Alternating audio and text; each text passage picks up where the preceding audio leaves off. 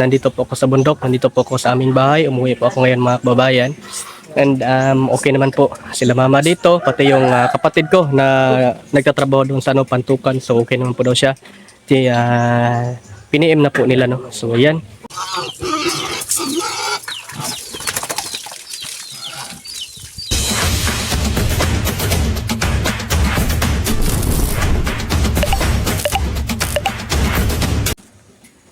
Yun mga kababayan, magandang araw po sa inyong lahat. Kumusta po kayo? Sana po ay okay lang po kayo after ng lindol, no? So ngayon, nandito po ako sa bundok, nandito po ako sa aming bahay. Umuwi po ako ngayon mga kababayan.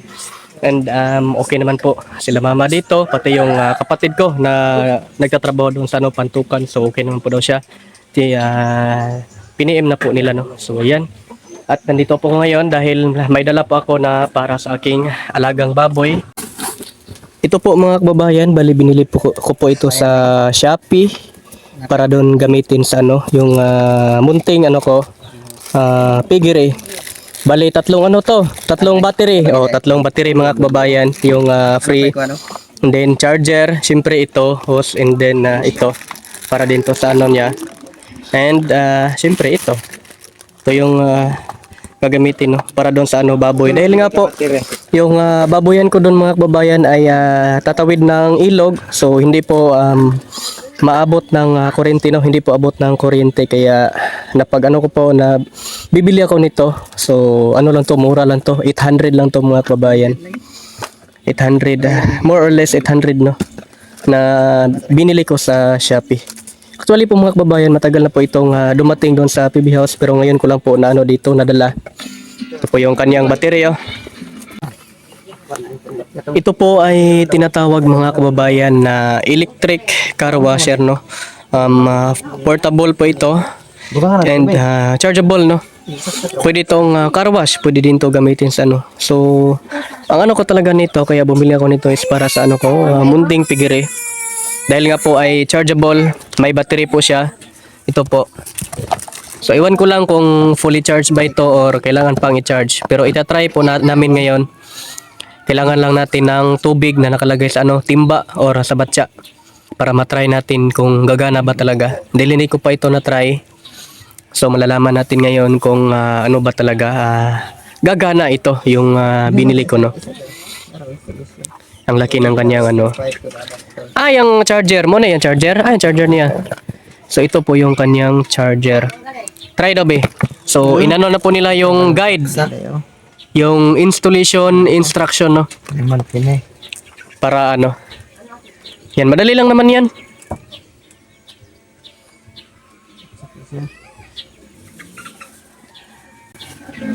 Diyan po yung motor ko.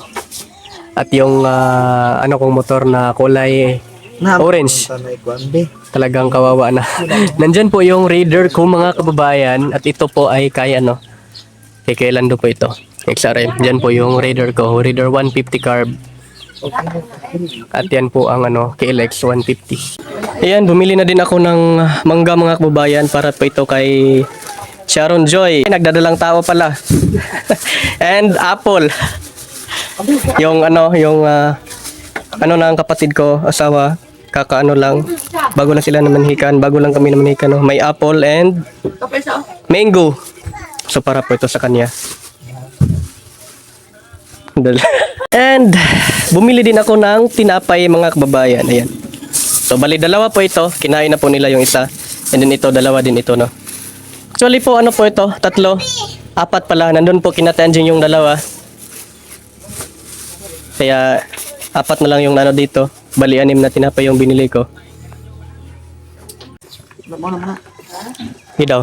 So tinry na po namin mga kababayan. Ito po yung tubig sa timba. Kung gagana ba talaga. Ay gundangi ba? Hindi na gundangi.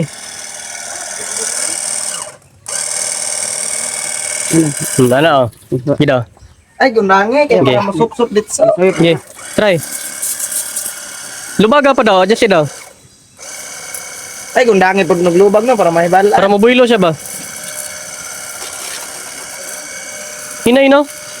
Gidaw builo ayo gidaw kung tangig lubag. Ay pasok ko.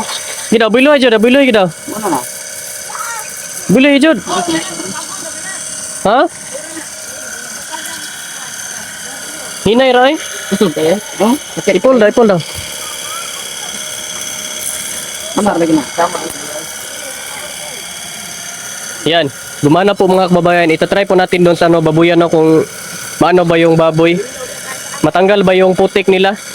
Try lang natin. And then yung mga nila, yung pinupupo nila kung talagang matanggal, no? So tara, ito tagbabota. Try na to. Ngayon po mga kababayan ay nandito na po ako sa baboyan ko, no? Yan. Medyo malayo pa ito, galing po sa bahay namin. Tatawid pa po ng 3 ilog, no? Yan. Andito po yung inahin, no? Ito po ay mga anak na ngayong buwan na ito mga kababayan. Kaya dito po nilagay para malaki po yung ground, no? Na kanyang maano. Then dito po maliit po yung kulungan.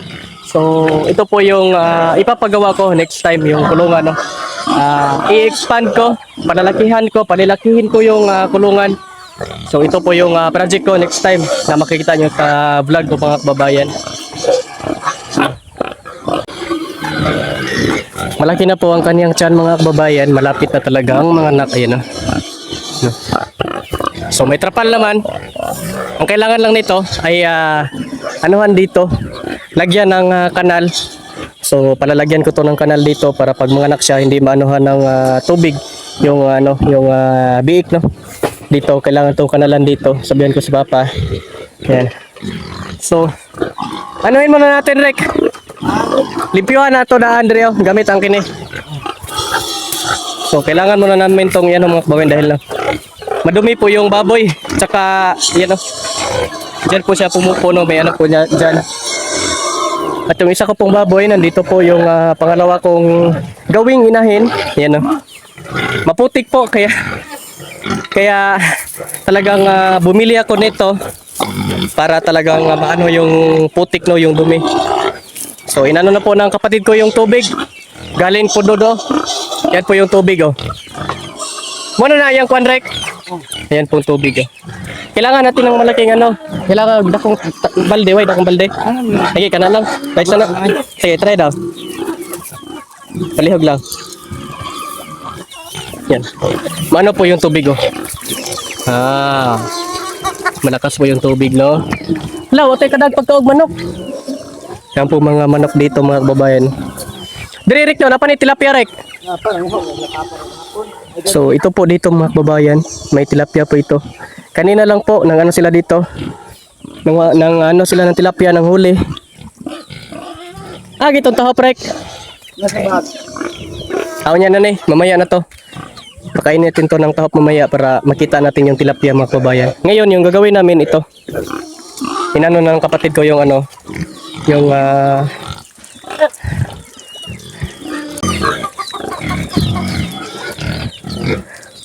okay, akong gulitan dire. Ay ako okay lang na, no? Yanal na to dire. Higot na. Sige. Ikot lang na to, kuhatag ba to? Ayun sa man. Okay na ni. Okay na to. Oh, lagyan mo na ng battery, nilagyan niya na ng battery. Okay, try mo daw. Dapat ilapit natin konti. Yan na sagod ang balde, padol go dire. Dire, oh. Dira. Dira. Oh. Sige daw, i-try mo daw doon. Kung gagana ba, draw na ba, dyan daw. I-perminti lang diha, permi lang yung pag ba. Gila. Gi, ano pa jud yung pinakaano talaga? Ipol. Ha?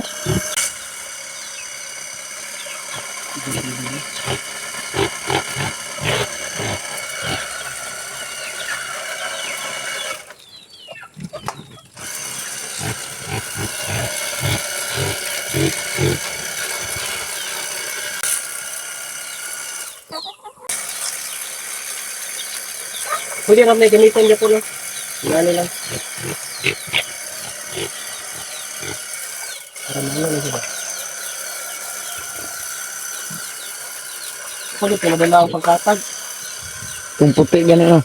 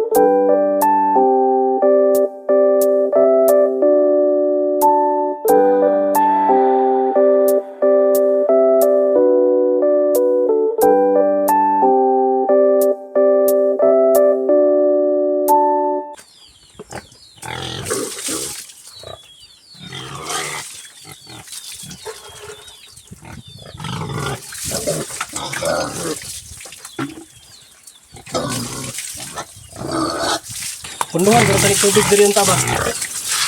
Drum yun yung dati. Padre. Sa yung imunan. Ay, dre ah. Lagi sa baw-baw, kay babaw. Yarte. Ang panahon na.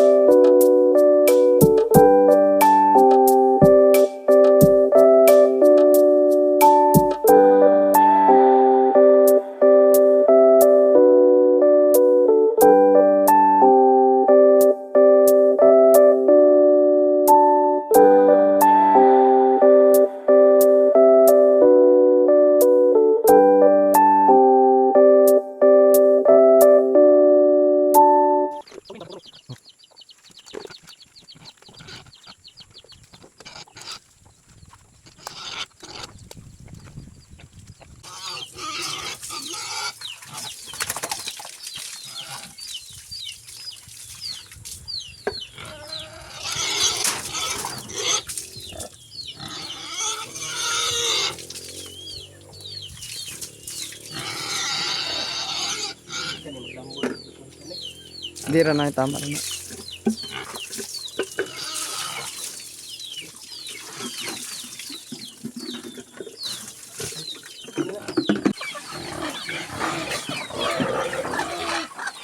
Hindi lang yan.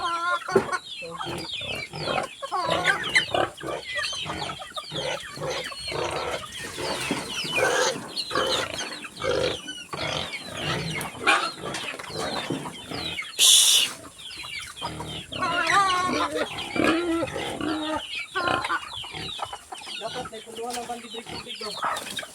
Para ganay ko. Dili magkwadran piston ba? Ay, bandit pang yan. Katong green ba?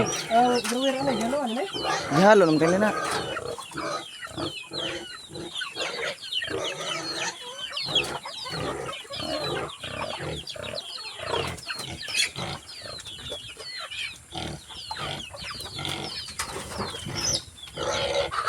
Aburi pong mga manok driya ba? Ang gawat.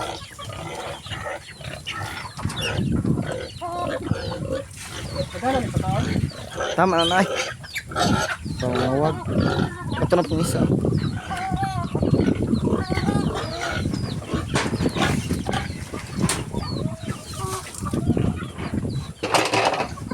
Baboy ra video yan to.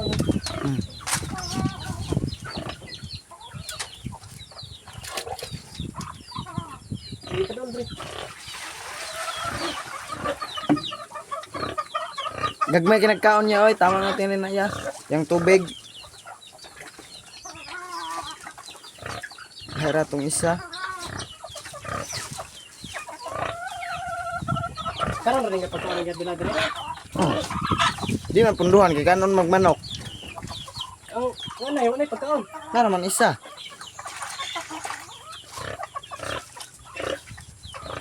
Video lang 1 minuto.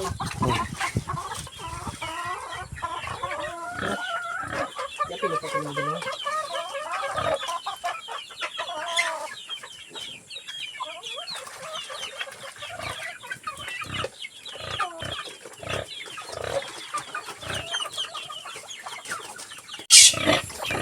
Yan po mga kababayan at napaliguan ko na yung baboy. Ayan o, wala na pong putik. Pati yung kanilang kulungan, wala na pong putik. And syempre, ayan o, kumain na po siya. Ayan. And yung ano din dito, pangalawa nating inahin, kumain na rin. At pinaliguan ko na rin mga kababayan. Ayan o, puting-puti na po, di katulad kanina na ang puti nagiging itim dahil nga po maraming putik, no. Ayan, and then syempre, yung kulungan din niya, wala na rin pong putik. Ayan, malapit na niyang maubos ang kanyang pagkain.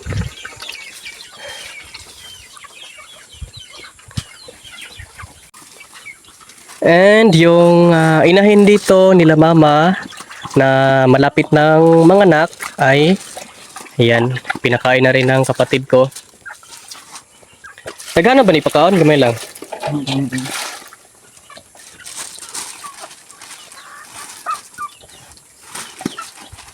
At yung mga alaga nating manok dito, alaga nila mama pala, hindi pala sa akin. Pati yung kambing, alaga din to nila mama. Dahil nga po ay hindi po ako yung nag-alaga, kaya alaga nila. Pati yung baboy ko dito, alaga din nila, no? Hindi ko to alaga. Sa akin lang nakapangalan to, pero sa kanila po ito dahil sila pong nag-alaga, no? Hindi po ako yung nag-alaga, pero sa akin to. Yan o, yung mga manok, kumakain din dyan. Yung kambing natin dyan o. Ayan. So, wala na mo nga ang kwan direct. Ha? Bulak pa. Wala pang bunga yung ano dito, mga puno lang ng sonis pero may mga bulaklak na. Saan ba yung mga bulaklak? May mga bulaklak na, no? Tanan man. Hindi lang klaro, pero may mga bulaklak na yan mga kababayan. Hindi lang masyadong klaro. Dahil doon po sa ano, pinakadulo yung bulaklak niya, no. Marami pong puno dito. Kung mamunga po ito lahat, marami po, ayan, no. Pakaraming puno ng lansones. Ayan, nandyan pa sa ano, nandyan pa. So, papauwi na kami ng bahay mga kababayan. Lang, kabayo, Rek. Ato, pa mong kabayo. Bali po, puntahan pa niya yung alaga naming kabayo at kalabaw. Ang kabaw na po dito. Ayan. At yung nabili ko na ano mga kababayan, medyo mahina po siya, no. Kaya inano ko na, timba na yung gamit ko sa pang ano dyan sa baboy. Medyo mahina po siya. Siguro nga ay lobat po yung kanyang baterya. Kaya kailangan pa tong i-charge.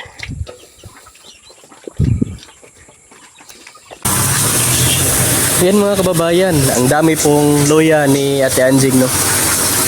Ito po yung pamamaraan ng pag-ano nila ng luya para matanggal yung mga ano, putik. Yan, no. Gamit po ang power spray na ano, ito di makina na naka ano sa kuryente, naka-charge, naka ano, ayan, no. Ito po yung luya, oh, napakalaki po ng luya. So ito pa po, itong dalawa. Bali tatlong ano po yung inano ni Uncle ngayon. Tatlong ganito. So yung dalawa hindi pa na ano dahil inisa-isa niya, no. Tingnan yung mga kababayan, no. Ang ganda ng luya. Mamaya maghingi ako ka Ate Anjing nito. Dadalhin ko sa ano, doon sa PB House, no. Hingi ako ng mga 1 kilo or bibilhin ko lang siguro dahil inano niya to, binili din niya to, kinumpra. So kailangan natin ding bilhin, no, para hindi siya malugi. Mga 1 kilo dalhin ko doon sa PB House mamaya. Yay, kagtrabaho ti ko ano eh. Yay, kagtrabaho ko naman, no. Dati mga kababayan, ito din yung trabaho ko dito nung dito pa ako kay Ate Anjing. dito po kasi ako nag-aral no ng hanggang grade 12. So dito po ako nakatira. And dito po yung trabaho ko. Yung magano ng luya katulad ng ginawa ni Uncle ngayon. And then after po nito, ito mga kababayan ay ilagay po dito itong vacuum, itong plastic na to no. Then ang ano po nito, ang laman 20 kilograms po bawat ganito. So ayan no. Mamaya tutulong ako pag wala akong gagawin. Ayan no. Ang ganda ng luya at mahal po ang ano nito. Nagpila ang ilang kumpara, Nicole? 55. 55. So 55 no bawat kilo yung kumpara nito yung bili. So ano talaga mga kababayan pag may tinanim ka talaga may anihin. Ano po yung ano nito yung may-ari paldo. Dahil napakarami po ng luya na binili ni Ate Anjing.